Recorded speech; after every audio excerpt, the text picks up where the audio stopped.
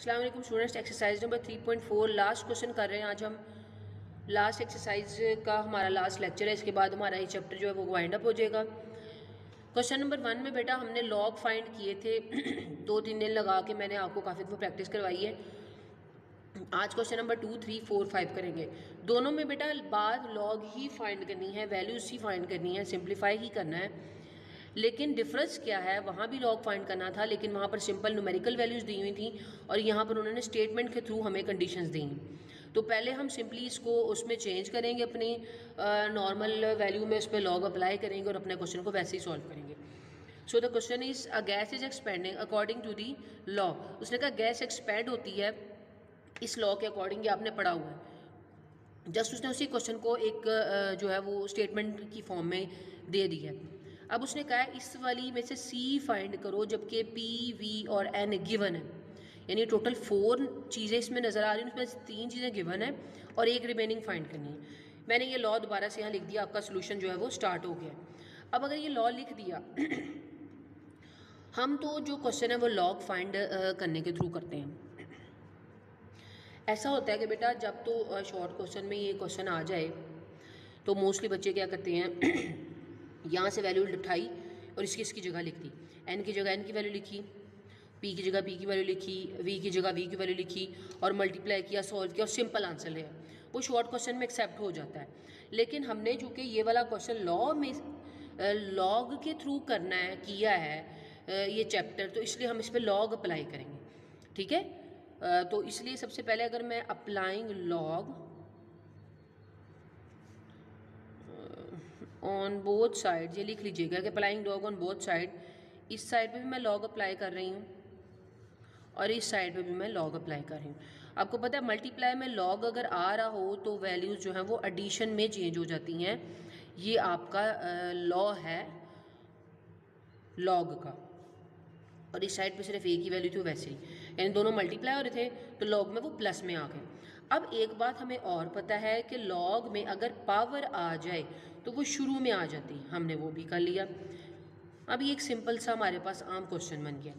अब हम कर सकते हैं इसको सॉल्व, यहाँ से पहले वैल्यूज पुट करके। लॉग पी की जगह मैं लिखूंगी ऊपर से देख के, क्वेश्चन में लिखा है 80 प्लस एन की जगह में लिखूंगी क्वेश्चन से देख के 5/4 log as it is. V की जगह में लिखूंगी, ये क्वेश्चन में गिवन है 3.1 and log of C find करना है तो वो एज इट इज रहेगा।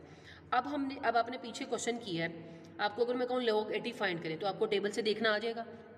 आप कैसे फाइंड करते हो, कैरेक्टरिस्टिक देखते हो, मेंटीसा देखते हो और उसका लॉग लिख देते हो इकट्ठा करके। यानी कैरेक्टरिस्टिक इसमें क्या है, आपको पता है पॉइंट कहीं नहीं है, मतलब एंड पे, यानी पॉइंट जो है वो एक वैल्यू के बाद यहाँ से यहाँ लाना पड़ेगा।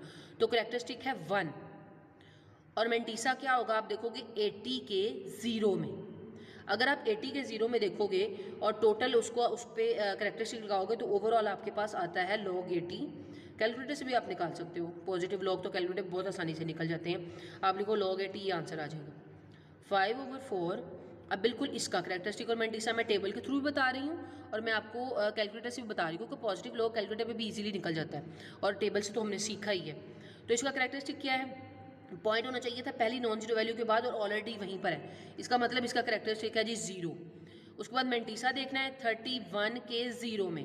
जब मैंने 31 के 0 में पीछे देखा तो मेरे पास आंसर आ गया 4914, यानी इसका मैंने लॉग ले लिया और ये लॉग ऑफ सी इकट्ठा आ गया। अब मैं क्या करूँगी, ये 5 को इससे मल्टीप्लाई किया, फिर इस पर डिवाइड कर दिया और जो आंसर आया उसको इसमें ऐड कर दिया। जब आप ये खुद कैलकुलेटर पे करो अभी और देखो तो आपके पास ओवरऑल आंसर आएगा 74।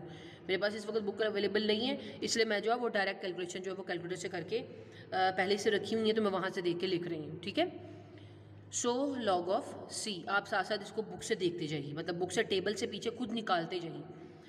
अब बेटा ये मैं इसको ज़रा रीअरेंज करके लिख देती हूँ, लॉग इधर लिख देती हूँ और ये इधर। अब मुझे चाहिए सिर्फ सी की वैल्यू, मुझे यहाँ लॉग नहीं चाहिए, तो मैं क्या ले सकती हूँ, दोनों तरफ एंटी लॉग। आपको पता है लॉग को कैंसिल करता है एंटी लॉग,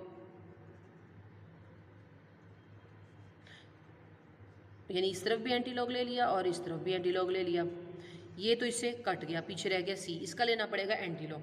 आपको पता है एंटी लॉग कैसे लेते हैं, और एक बात ये, जब आप लोग स्कूल आए थे मैंने आपको एक पॉइंट बताया था जहाँ पर हमने एक क्वेश्चन में एंटी लॉग लिया था 3.2 में। वहाँ मैंने आप आपको सिर्फ ये वाली चीज़ लिखवाई थी।